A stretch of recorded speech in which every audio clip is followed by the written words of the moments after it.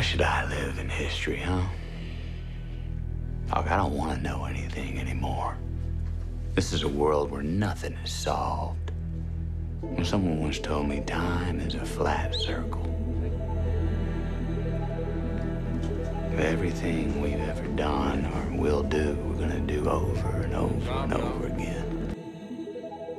The snake eats its own tail, and in death is reborn. Samsara, the eternal return, the simulacrum. Cubes within cubes within cubes, like Russian dolls.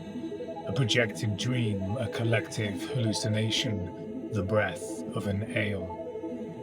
The condensing of astral light into matter, the ceaseless expansion and collapse of the wave function, the steady vibration at the plane of inertia. Time and space, electricity and magnetism, the X and Y axis, like parameters of a great cosmic algorithm, destined to repeat itself. The implications of the phrase eternal recurrence has been grappled with since time immemorial and can be analysed in many ways and from many vantage points. You see it in philosophy, through Nietzsche's becoming and Heidegger's remembering. You find it in bold in the mystic prose of Miguel Serrano. It is encoded in our mythology, stories and epics. It becomes visible in our reality in electromagnetic patterns, frequencies and geometry. It is encoded in the number of Belphegor's prime, and it reveals itself in our language as the palindrome. It is present in our deepest psychological issues, our unconscious patterns that govern our lives. As Carl Jung said, until you make the unconscious conscious, it will direct your life and you will call it fate.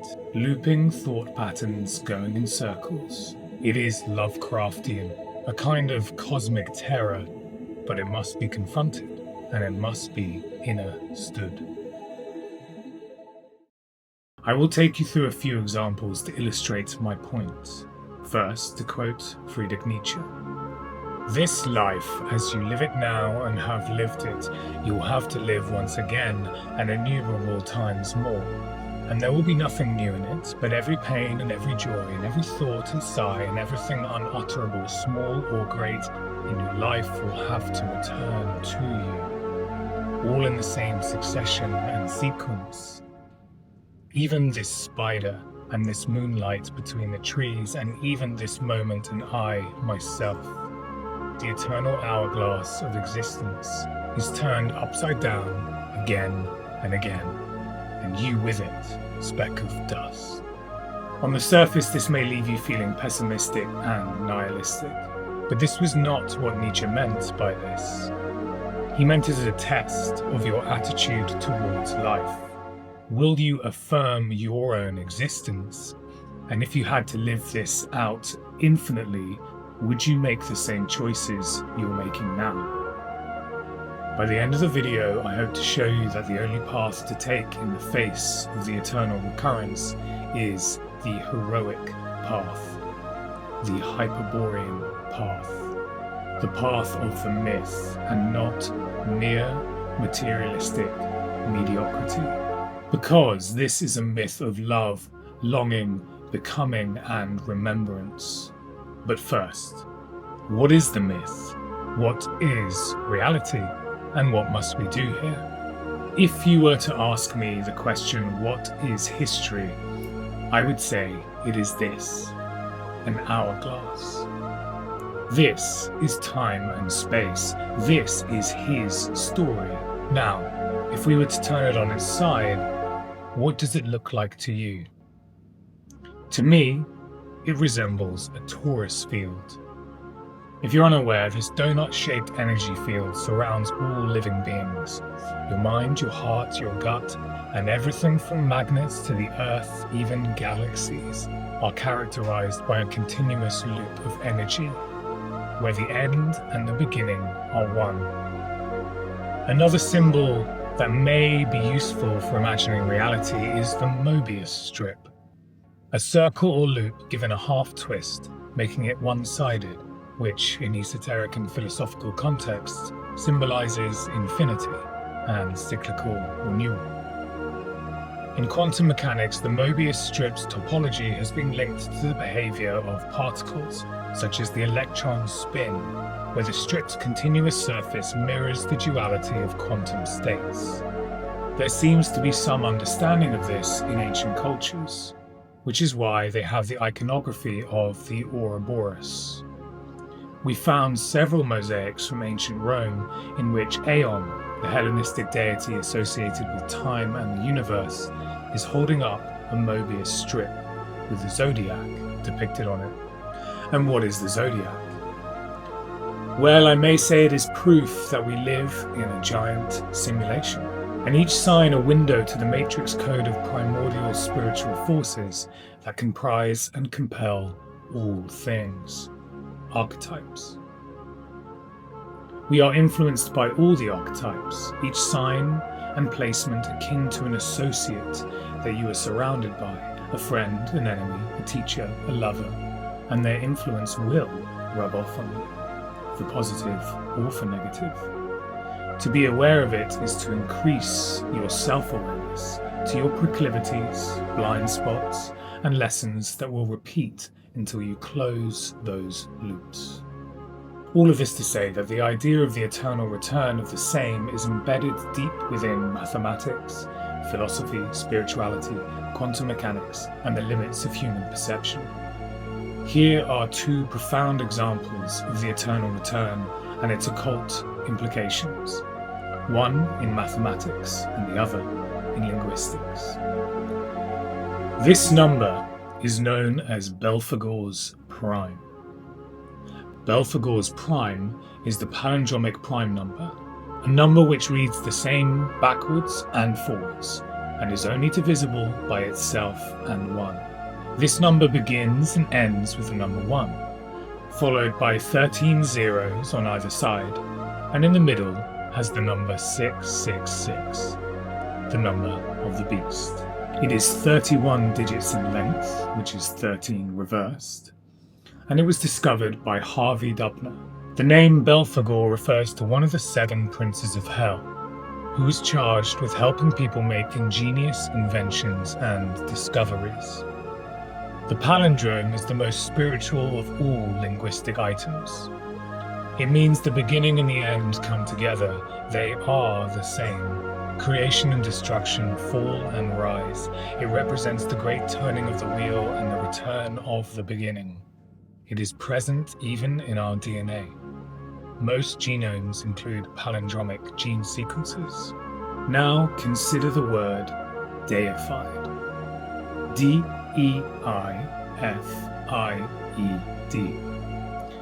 Deified means to exalt to the position of a god or personify as a god.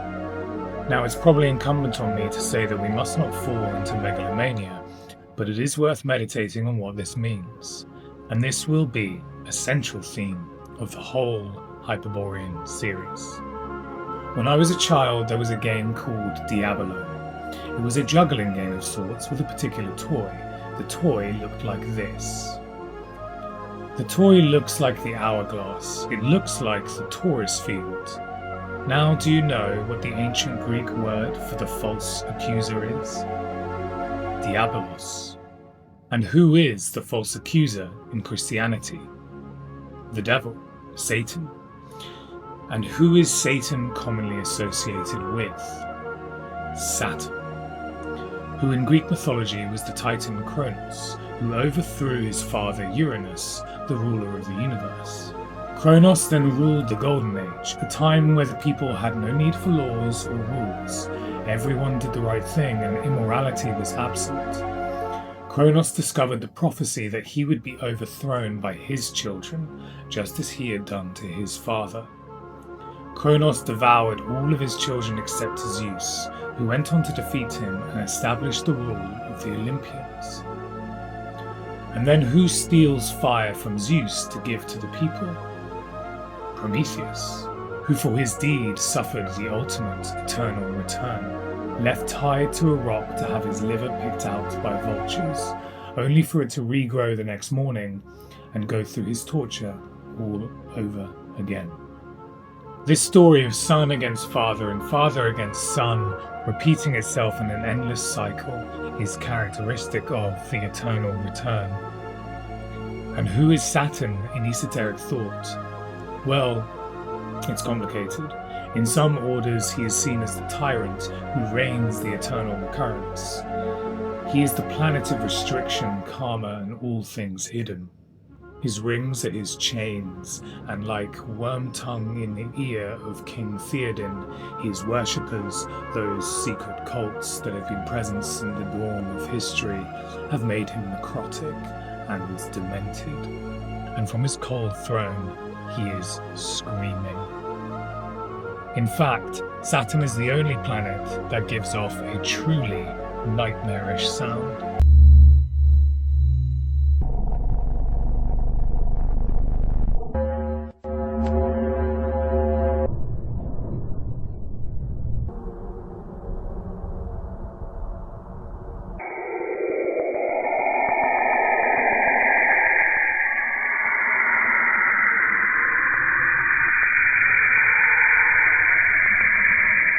But he has two faces. He is the sacred king in exile, a king without a kingdom, for he was once the shining one, the solar logos, guardian of the threshold and keeper of the golden age. He was the primordial son of Hyperborean. But he is no longer gold, solar, or heroic. He has been inverted and fallen to the mechanical demiurgic influence, enchained by the cult and his eternal nature used to create law, system, and algorithm. He is lead. And if we are entombed in his lead prison, he fulfills the cult's wishes, and he becomes Arano. So are we destined to repeat ourselves forever? Is the boomer the archetypal Saturn, who with the insatiable desire for endless consumption will devour his own children? Is our civilization destined to fall? Are we to go the way of Rome? And if so, how do we break free of these patterns? To quote a friend, full verity on X. Saturn is magical lead, the vulgar residue in which the traces of the Golden Age are still preserved. He is the caput mortuum, the ash that cannot be further destroyed, and in that ash lies the memory of eternity, the secret essence of the Philosopher's Stone. The alchemical work is not to bypass Saturn, but to redeem him, to burn away the latency, the lead, the leprous skin of time until the redness, the solar core, emerges from within. Its interior must be made exterior, and then it will be an excellent sun. This is the true transmutation. Saturn, as a guardian of time, becomes Saturn as a redeemer of eternity. Saturn is Set when bound to matter. Saturn is Kronos when remembered as a king. Saturn is Yahweh when inverted by the demiurge. Saturn is Solar when redeemed through inner fire. This is why the stone is always hidden in lead, and why the ancients called Saturn the father of all the gods, because he holds the key to what was before the fall. And what was before the fall is the myth of Hyperborea, and what is since is the eternal longing, the eternal trying at each turn of the wheel to resurrect the hero and transmute the Saturn inside you from tyrant to king, from lead to gold, through the solar logos of Christos, of Balder. And it is through this remembrance that you can find your superpowers, and with it, remove the wool from your eyes and transfigure the flat circle into the ascending vortex.